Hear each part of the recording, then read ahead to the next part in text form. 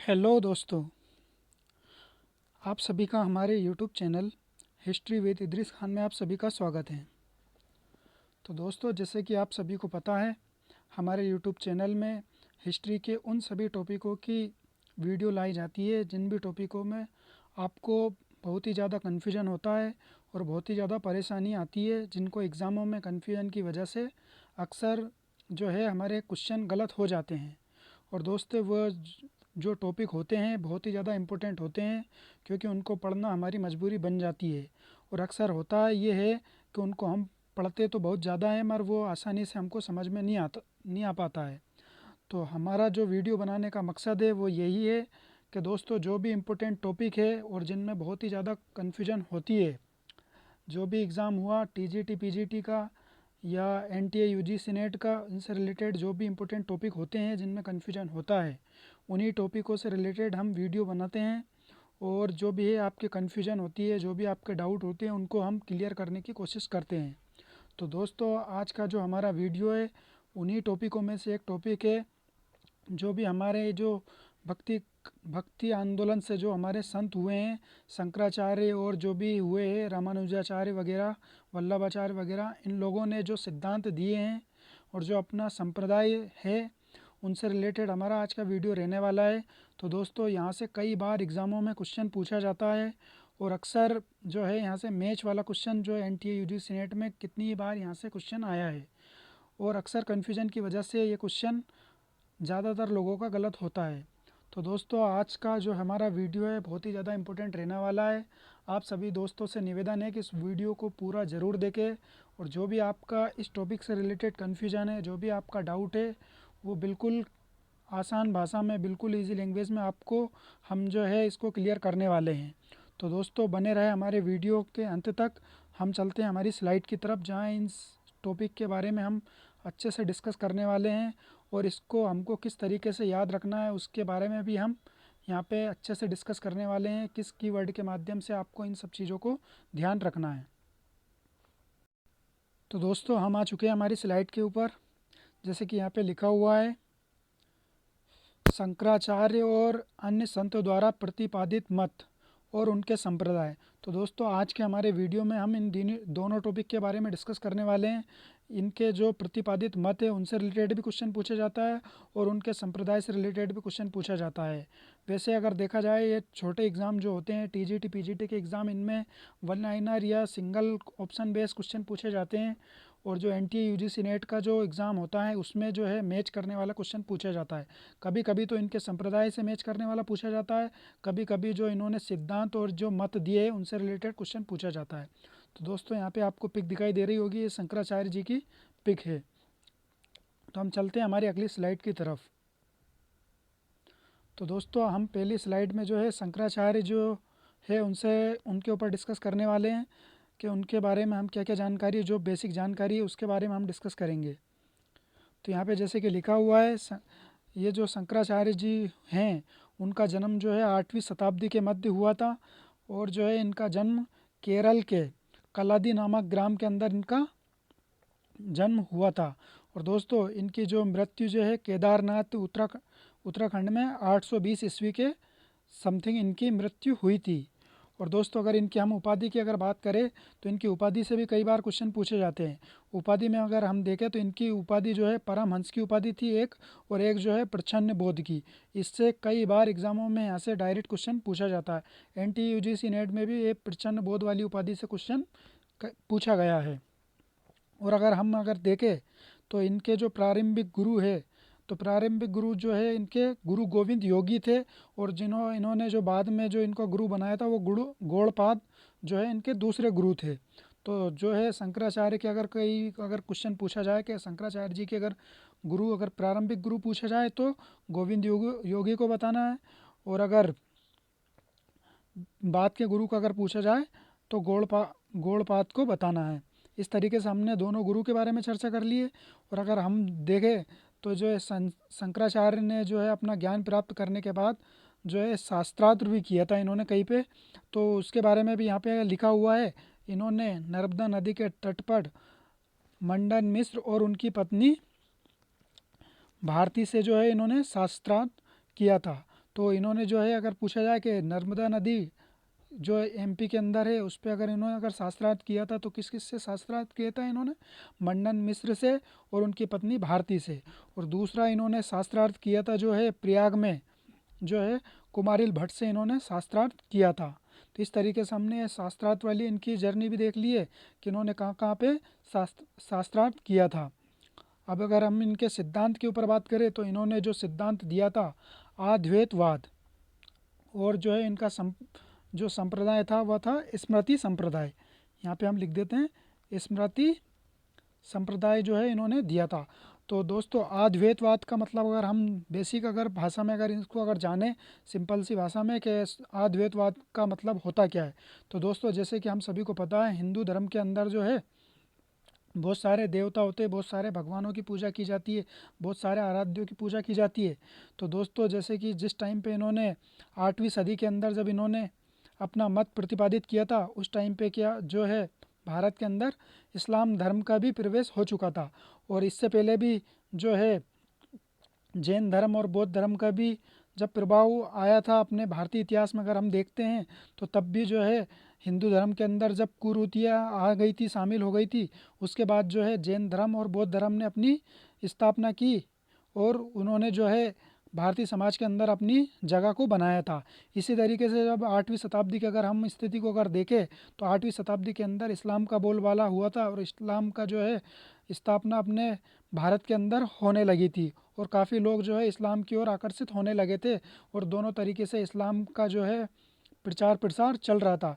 इसी के समय पे जो है शंकराचार्य ने जो है अपने मत का प्रतिपादित किया इन्होंने अद्वैतवाद। अद्वैतवाद का मतलब होता है कि जो भी कोई देवता होते हैं वो सभी एक है, मतलब एकेश्वरवाद के ऊपर इन्होंने बल दिया था कि और सभी देवताओं को इन्होंने एक बताया था। इसलिए उन्होंने बोला कि अद्वैतवाद मतलब कोई भी दो नहीं है, सभी एक है।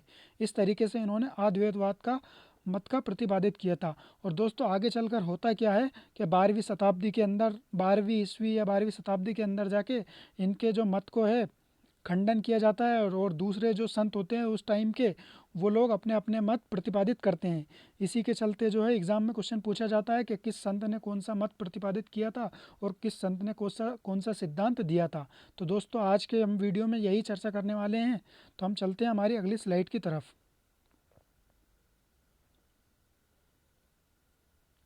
अब दोस्तों हम आ चुके हैं हमारी अगली स्लाइड की तरफ। तो यहाँ पे जैसे कि लिखा हुआ शंकराचार्य द्वारा जो सिद्धांत दिया था अद्वैतवाद और इनका जो संप्रदाय था स्मृति संप्रदाय। तो इसको भी हमको याद रखना है, स्मृति संप्रदाय जो है शंकराचार्य का संप्रदाय था। अब दोस्तों इनके मत के खंडन के बाद जो विभिन्न जो भी संत हुए थे उन्होंने क्या क्या अपना सिद्धांत दिया और कौन कौन सा संप्रदाय चलाए, इसके बारे में हम थोड़ा डिस्कस कर लेते हैं पहले। तो जैसे कि पहले संत के बारे में हम जानकारी लेते हैं कि माधवाचार्य ने जो है द्वैतवाद के बारे में सिद्धांत दिया था और इनका जो संप्रदाय था वो ब्रह्म संप्रदाय था। अब दूसरा जो है निम्बाकाचार्य हैं, इन्होंने जो है द्वैतावाद जो है इनका सिद्धांत था, इन्होंने जो मत दिया था और इनका जो संप्रदाय था वो सनक संप्रदाय था। इसी तरीके से वल्लभाचार्य ने जो है शुद्धाद्वैतवाद का जो है सिद्धांत दिया था और इनका जो संप्रदाय है वो पुष्टि संप्रदाय है। इसी तरीके से रामानुजाचार्य के बारे में हम बात करें तो इन्होंने जो है विशिष्टाद्वैतवाद का इन्होंने सिद्धांत दिया और इनका जो संप्रदाय है वो श्री संप्रदाय है। तो दोस्तों ये तो इन्होंने अपना जो संप्रदाय है और जो भी इन्होंने सिद्धांत दिया उसके बारे में हमने बात कर ली है। अब दोस्तों हमको इनको याद किस तरीके से करना है, असली बात जो है यही है, क्योंकि इनको याद करने में और इनको ध्यान रखने में एग्ज़ाम में बहुत ज़्यादा कन्फ्यूजन होता है। तो दोस्तों आज के वीडियो में आपका ये कन्फ्यूजन बिल्कुल ख़त्म होने वाला है। तो हम चलते हैं सबसे पहले माधवाचार्य की तरफ। तो दोस्तों हमने जैसे कि देखा है कि शंकराचार्य ने जो अपना मत दिया था वो दिया था अद्वैतवाद। तो अद्वैतवाद जो दिया था इन्होंने 8वीं शताब्दी के अंदर दिया था। अब दोस्तों 12वीं शताब्दी के अंदर जाके माधवाचार्य ने जो है इनके मत का खंडन कर दिया। तो मत का खंडन किस तरीके से किया कि इन्होंने बोला अद्वैतवाद के ईश्वर एक है, मतलब एकेश्वरवाद की तरफ इन्होंने बल दिया। तो माधवाचार्य ने जाके क्या बोला, नहीं एक नहीं है, ये दो है। तो इस तरीके से इन्होंने क्या बोला है, द्वैतवाद के ईश्वर के जो रूप है वो एक नहीं है, वो दो है। तो इस तरीके से इन्होंने एक को काट के इन्होंने दो के बात बोली है। अब इसको हम, और इनका जो संप्रदाय है वो कौन सा है? ब्रह्म संप्रदाय है। तो ब्रह्म संप्रदाय जो अगर हम पूछेंगे अगर किसी एग्जाम में, तो माध्वाचार्य का जो है ब्रह्म संप्रदाय है। अब द्वैतवाद को हमको किस तरीके से याद रखना है? तो दोस्तों माध्वाचार्य में क्या आ रहा है? मध्य। अगर हम इसको अगर देखें हम इस वर्ड को, तो क्या आ रहा है? मध्य आ रहा है, मध। तो मध में अगर देखा जाए तो मध कब होता है? अगर एक इधर होता है और एक इधर होता है तब जाके बीच में मध होता है। इस तरीके से अगर देखा जाए तो अगर बोला जाए कि माध्वाचार्य के एक साइड एक होगा और एक साइड एक होगा, मतलब कहने का मतलब जब दो चीज़ होगी आसपास तब जाके बीच में मध्य होगा।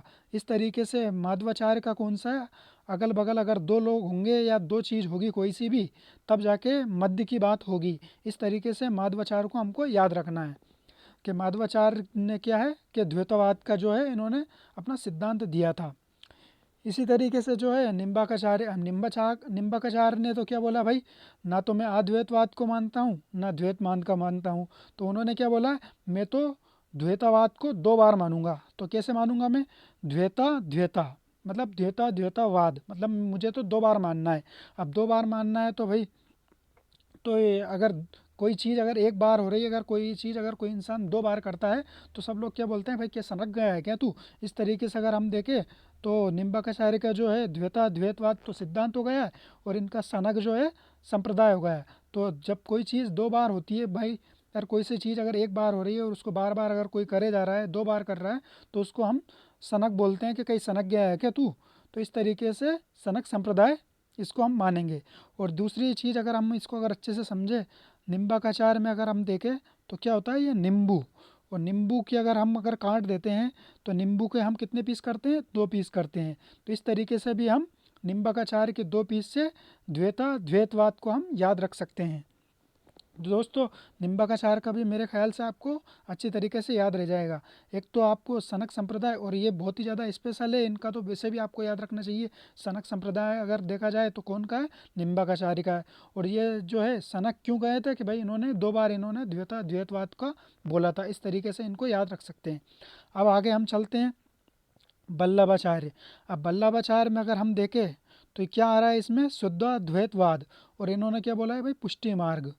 तो शुद्ध अद्वैतवाद को, शुद्ध कौन सी चीज़ होती है? तो शुद्ध याद रखने के लिए हमको वल्लभ से क्या रखना है आज? हमको दुर्लभ। तो दुर्लभ चीज़ जो होती है बहुत ज़्यादा शुद्ध होती है। इस तरीके से दुर्लभ और शुद्ध, दुर्लभ कोई सी भी अगर चीज़ होगी तो वो शुद्ध होगी, और शुद्ध होगी तो उसके ऊपर पुष्टि का मार्ग भी पक्के में लगेगा।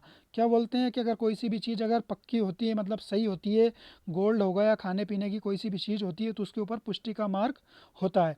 इस तरीके से पुष्टि मार्ग को भी हमको याद रखना है। जो चीज़ अगर शुद्ध होगी तो उसकी पुष्टि बिल्कुल होगी। तो इस तरीके से हमको याद रखना है। और शुद्ध कौन सी चीज़ होती है? जो दुर्लभ होती है। तो दुर्लभ से क्या रखना हमको याद? वल्लभ याद रखना है। तो दुर्लभ चीज़ जो है शुद्ध होती है, और शुद्ध चीज़ में ही हमेशा पुष्टि होती है। इस तरीके से हमने जो है इसको भी याद रखना है। अब हम आगे चलते हैं रामानुजाचार्य। तो रामानुजाचार्य को याद रखने के लिए तो मेरे ख्याल से सबसे ज़्यादा ईजी चीज़ जो है यही है कि रामानुजाचार्य में हमको किस तरीके से याद रखना है कि राम भगवान जो है कौन से अवतार है, कि ये बिल्कुल विशिष्ट अवतार है। और लोगों में अगर देखा जाए तो ये बिल्कुल शिष्टाचार और शिष्टाचार की बात करते हैं। और जो है ये विशिष्ट चीज़ है, बिल्कुल स्पेशल पर्सन है ये। जो है राम भगवान जो है कौन से, बिल्कुल स्पेशल और विशिष्ट है ये। राम भगवान को हमको इस तरीके से याद रखना है, कौन से पर्सन है ये? विशिष्ट पर्सन और स्पेशल पर्सन है ये, विशिष्ट मानव है। इस तरीके से हमको इनको याद रखना है। और जो है इनका संप्रदाय को किस तरीके से याद रखना है कि संप्रदाय में क्या आ रहा है? इनका श्री आ रहा है। तो दोस्तों भगवान राम में अगर हम श्री न लगाए तो फिर तो कोई बात ही नहीं होती है। इस तरीके से हमको श्री संप्रदाय को भी याद रखना है कि श्री राम से हमको श्री संप्रदाय अच्छी तरीके से याद रह जाएगा। तो दोस्तों इस तरीके से हमको इन चारों जो भी संत हुए हैं इनके सिद्धांत को भी हमने देख लिया है, और इनके संप्रदाय को भी देख लिया है। एक बार और ब्रीफ में समझाते हैं तो माधवाचार्य मध्य की चीज़ को, दो चीज़ जब होती है तो उसके बीच में ही कोई सी चीज़ मध्य होती है। तो इस तरीके से मध्य का क्या रखना है हमको, दो चीज़ वाली याद रखना है, द्वैतवाद। निम्बार्काचार्य का कौन सा संप्रदाय, सनक संप्रदाय। और सनक संप्रदाय, सनक कब जाते हैं, जब कोई सी चीज़ दो बार कर देते हैं तो सनक जाते हैं। और वल्लभाचार्य क्या है, इनका शुद्धाद्वैतवाद है। और शुद्ध चीज़ जब होती है तो इसमें पुष्टि हो जाती है। और वल्लभ क्या होता है, दुर्लभ। दुर्लभ चीज़ कौन सी होती है, जो शुद्ध होती है वो बहुत ज़्यादा दुर्लभ होती है। रामानुजाचार्य, राम भगवान कौन से हैं, विशिष्ट प्राणी है, विशिष्ट मानव है। इस तरीके से इनको विशिष्ट याद रखना है। और जो है राम भगवान ने कौन सी शिक्षा दी है, शिष्टाचार की शिक्षा दी है। और इनका जो संप्रदाय है कौन सा है, श्री संप्रदाय है। राम भगवान के आगे कौन सा लगता है, श्री लगता है। इस तरीके से हमको श्री राम से श्री संप्रदाय याद रखना है। तो दोस्तों इस तरीके से हमने जो है शंकराचार्य के बाद के जो संत आए थे, उन्होंने कौन कौन सा सिद्धांत दिया, कौन कौन से संप्रदाय उन्होंने स्थापित किए, इस तरीके से हमने बहुत ही आसान भाषा में समझ लिया है। मेरे ख्याल से मुझे लगता है आपको अब इन सारे संतों के सिद्धांत और संप्रदाय में कोई भी कन्फ्यूजन नहीं रहेगा। तो दोस्तों आज की हमारी वीडियो जो है अगर आपको पसंद आती है तो लाइक ज़रूर करें, और जो है अपने दोस्तों में इसको शेयर करें, और हमारे चैनल को सब्सक्राइब करें। और दोस्तों इससे रिलेटेड अगर आपको कोई भी कन्फ्यूजन है अब भी, और कोई सा डाउट अगर है आपको, तो हमारे कमेंट्स बॉक्स में ज़रूर बताएं। और हमारे टेलीग्राम चैनल को ज़रूर ज्वाइन करें।